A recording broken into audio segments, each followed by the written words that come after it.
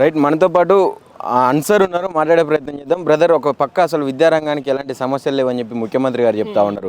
విద్యాశాఖ మీద ప్రత్యేక శ్రద్ధ పెట్టిన, ఇంటిగ్రేటెడ్ స్కూల్స్ కట్టిస్తున్న, 100 కోట్లు పెట్టి అని చెప్పి మాట్లాడుతూ ఉన్నారు. మళ్ళీ ఎందుకు ఈ సమస్యలు వస్తూ ఉన్నాయి అంటే గతంలో ఇదే సమస్యలు ఉన్నందుకే కదా గత ప్రభుత్వాన్ని తీసి మరి ఇప్పుడు మన కాంగ్రెస్ని ఎంచుకున్నది. ఏం చెప్తారు మీరు? విద్యా వ్యవస్థలో సమస్యలు లేవా? అసలు విద్యా మంత్రి ఎవరున్నారండి చెప్పండి? మీరే ఉన్నారు కదా. మీరు విద్యా మంత్రిని క్లియర్గా నియమించకపోవడం వల్లనే మేము ఎవరికి రిప్రజెంటేషన్లు ఇవ్వాలి, మేము ఎవరిని కలవాలి? అన్నీ మీ దగ్గరే పెట్టుకుంటే మేము ఎవరిని కలవాలి, ఎవరికి రిప్రజెంటేషన్ ఇవ్వాలి, మేము ఎవరితో మాట్లాడాలి, మా ఒక్కని ఎవరికి చెప్పాలి, మా బాధలను ఎవరికి వివరించాలి? సమస్యలు ఉండకపోవడం కాదు, అసలు విద్యా మంత్రి మీరు పెట్టాలి ఫస్ట్. వేరే వాళ్ళకి ఇవ్వండి విద్యా మంత్రి, మీ దగ్గర ఎందుకు పెట్టుకున్నారు? మీరు ఒక్కరే మంత్రులకు ఇస్తే దాన్ని ఖరాబ్ చేస్తారేమో అన్న భయంతో నా దగ్గరనే పెట్టుకున్నా అని చెప్పి మాట్లాడుతున్నారు. మరి ఇప్పుడేం లాభం? రియంబర్స్మెంట్లు వచ్చాయా?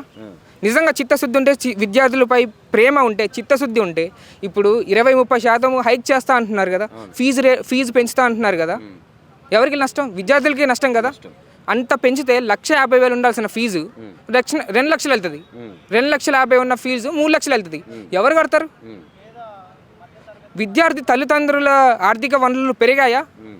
మీ ప్రభుత్వం వచ్చిన తర్వాత పెరిగాయా? పప్పు దినుసులు పెరుగుతున్నాయి, పెట్రోల్ రేట్లు పెరుగుతున్నాయి, కనీస సౌకర్యాలు ట్రాన్స్పోర్టేషన్లో కూడా రేట్లు కూడా పెరుగుతున్నాయి. ఆడవాళ్ళని మినహాయిస్తే ప్రతి చోట మీరు హైక్ చేస్తున్నారు, కాలేజ్ ఫీజులు హైక్ చేస్తున్నారు. గతంలో ఇదే ముఖ్యమంత్రి గారు ప్రతిపక్ష హోదాలో ఉన్నప్పుడు, ఇప్పుడు PCC చీఫ్గా ఉన్నప్పుడు పెట్రోల్ ధరల గురించి కూడా మాట్లాడింది కదా. ఇవి కొంత పర్సెంట్ మన స్టేట్కి పోతాయి, కొంత పర్సెంట్ సెంట్రల్కి పోతాయి అని చెప్పి మాట్లాడింది కదా.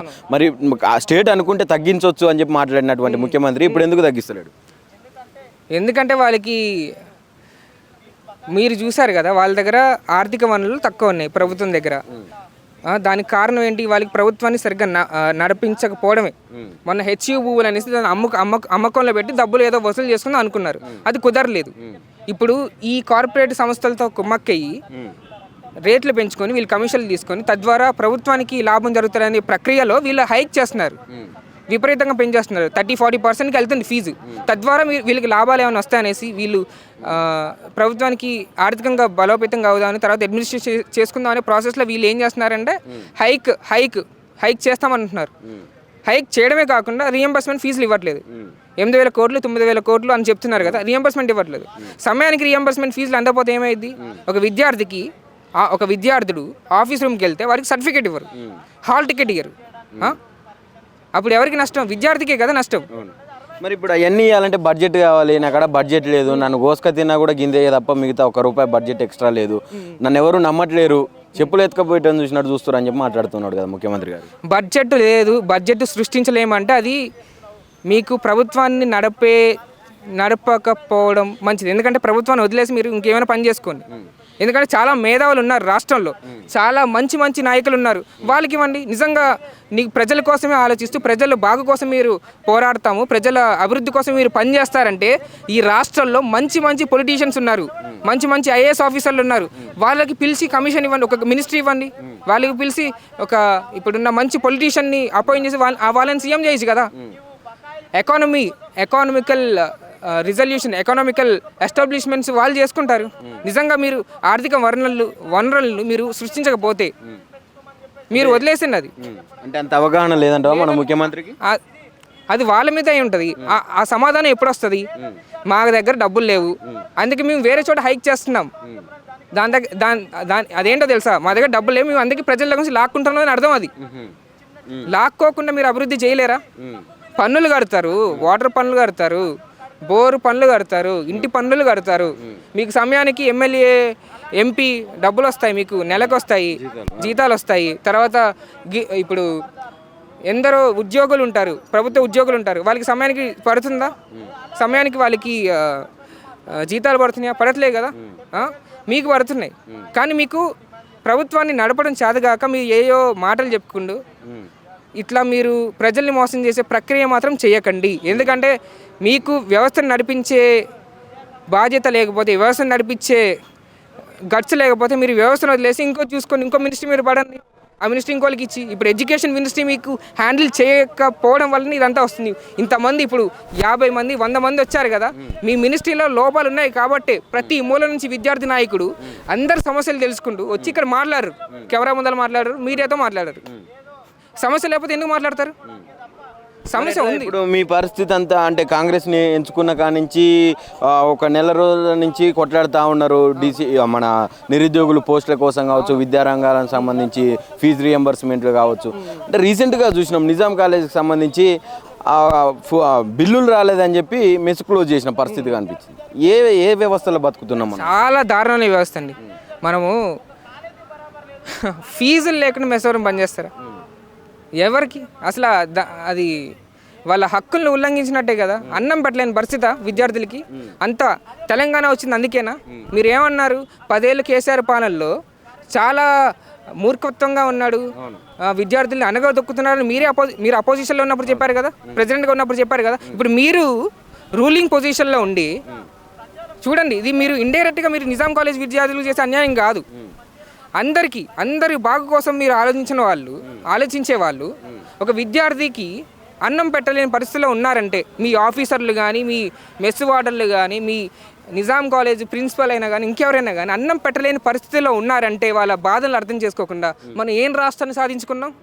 ఎవరి కోసం సాధించుకున్నాం? ఇది మన రాష్ట్రం కాదా? ఇప్పుడు బకాయింపులు చెల్లించామంటున్నారు, ఫీజులు కట్టమంటున్నారు. వెనకబడిన విద్యార్థులు ఉంటారు, వాళ్ళకి డబ్బులు ఉండవు, వాళ్ళకి సమయానికి రీయింబర్స్మెంట్ ఇవ్వట్లేదు. తప్పు మీదే కదా అది.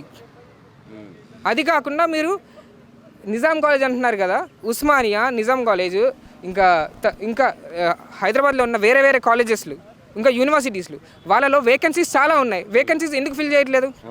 వేకెన్సీస్ లోపం ఉండడం వల్లనే కదా విద్యార్థులకి క్వాలిటీ ఆఫ్ ఎడ్యుకేషన్ మిస్ అవుతుంది. క్వాలిటీ ఆఫ్ ఎడ్యుకేషన్ మిస్ అవుతేనే కదా విద్యార్థుల్లో ప్రశ్నించే తత్వం పోద్ది.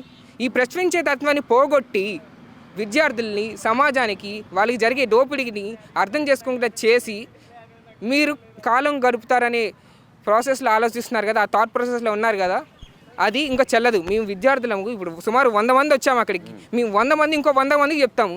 1000 మంది రేపు వస్తారు, రోడ్ల మీదకి వస్తారు, మీ సెక్రటరీ దగ్గరికి వస్తారు, టెంట్లు పడతాయి, మీడియా వస్తుంది, నేషనల్ మీడియా వస్తుంది. కనీసం ఇప్పుడు నిజాం కాలేజ్ అన్నారు కదా, నిజాం కాలేజ్లో అన్నం పెట్టలేని పరిస్థితి అంటున్నారు కదా, అదే చెప్తాం మేము.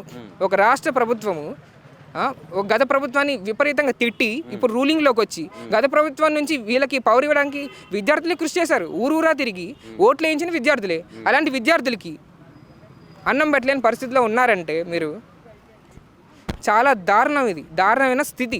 ఏం డిమాండ్ చేస్తున్నారు ఫైనల్గా అయితే మా డిమాండ్స్ ఏమున్నాయంటే, ఈ జూలై 1 సభకి ఉద్దేశించి మేము డిమాండ్స్ ఏం పెట్టామంటే ఆర్ట్స్ కాలేజ్ దగ్గర ఏవైతే బి కేటగిరీ సీట్లు ఉన్నాయో వాటిని కౌన్సిలింగ్ ప్రక్రియ ద్వారానే నియమించాలి, విడుదల చేయాలంటున్నాం విద్యార్థులకు సీట్లు.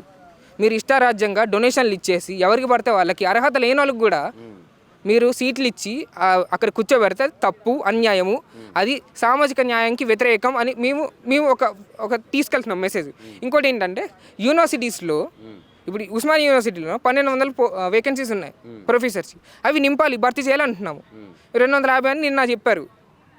అది మాకు వద్దు, నింపితే మొత్తమే నింపండి అని చెప్తున్నాం. అలాగే ప్రతి యూనివర్సిటీలో, ప్రతి గవర్నమెంట్ ఇన్స్టిట్యూషన్లో ఎన్ని వేకెన్సీస్ ఉన్నాయో అవన్నీ భర్తీ చేయాలని మేము డిమాండ్ చేస్తున్నాం. ఇప్పుడు సుమారు 8,000 కోట్లు అంటున్నారు కదా, ఆ రియంబర్స్మెంట్ డిసెంబర్ లోపు ఇవ్వకపోతే, డిసెంబర్లోపు 9,000 కోట్లు 10,000 కోట్లు అవుతుంది, అప్పులోపు ఇవ్వకపోతే విద్యార్థులు అందరం ఆ లోపు తీవ్ర స్థాయిగా ఉద్యమం చేసి మీ ప్రభుత్వానికి ఒక హెచ్చరిక జారీ చేస్తామని చెప్తున్నాం. అలాగే ఇంకేముందంటే, ఈ హైక్ని కూడా మీరైతే ఏదైతే కుమ్మక్కయ్యి విద్యార్థుల్ని వాళ్ళ పేరెంట్స్ని అప్పుల పాలు చేసి బజార్కి తీసుకొచ్చి పని చేస్తున్నారు కదా, ఈ హైక్ని మీరు ఆ డిసిషన్ అయితే ఏదైతే ఉందో అది వెనక్కి తీసుకోవాలని మేము కోరుతున్నాం. అదే మా డిమాండ్.